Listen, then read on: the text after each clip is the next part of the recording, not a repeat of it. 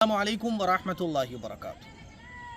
आज जुमेरात है और जुमेरात की निस्बत से कुछ ज़रूरी बातें हैं जो मैं आप लोगों से अर्ज़ करने जा रहा हूँ। मेरे पीछे ये एक बड़ा सा जो आप गुंबद देख रहे हैं, ये एक मज़ार है।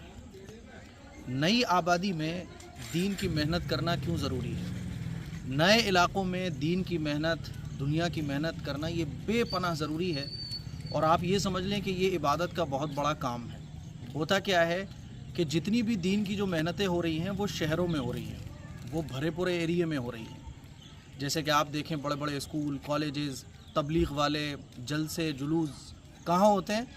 मेन शहर में होते हैं, आबादी वाले इलाके में होते हैं। और जो नए नए जो एरिए होते हैं, यहाँ पर दीन की मेहनत नहीं हो पाती है। जहाँ हम स्कूल बना रहे हैं, मदरसा बना रहे हैं, इसी वजह से बना रहे हैं ताकि नए इलाक़ों में जहालत ख़त्म हो। जहालत का एक सबसे बड़ा नुकसान ये होता है कि आदमी अपने सोचने समझने की ताकत को बिल्कुल ख़त्म कर बैठता है।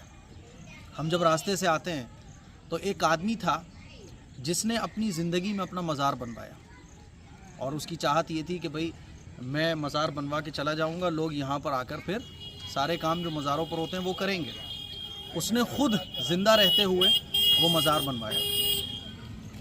फिर उसके आगे हम चलते हैं तो उसके आगे भी एक जगह है, और उस जगह में जो है ना 4 पाए लगाए गए, और वो 4 पाए लगाकर उसको भी एक मज़ार की शक्ल देने की कोशिश की गई। वो भी इसलिए ताकि भाई लोग यहाँ जुड़ें। लेकिन एक सबसे बड़ा मज़ार वो ये पीछे बन गया।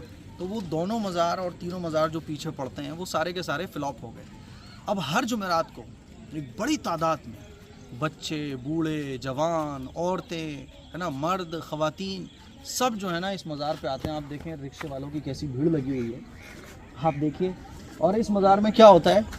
वही जो सारे मज़ारों में होता है, बल्कि जो मशहूर मज़ार हैं उनसे कहीं ज़्यादा लोगों को गुमराह करने का काम यहाँ होता है।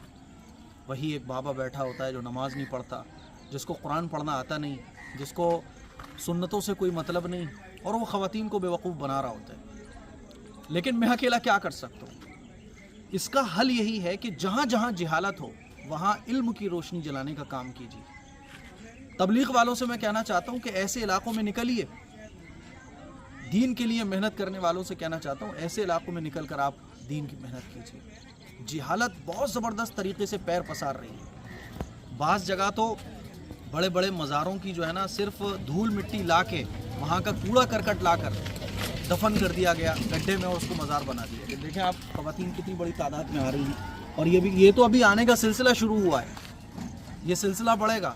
और जैसे ही मगरिब का टाइम करीब होगा तो एक बहुत लोगों का यहाँ ई रिक्शे खड़े होंगे, ऑटो वाले भी खड़े होंगे, और ख़वातीन जो है ना यहाँ आ रही होंगी। मेरे अज़ीज़ भाइयों, मेरी बहनों, दीन रसूलुल्लाह सल्लल्लाहु अलैहि वसल्लम के तरीक़े को फॉलो करने का नाम है।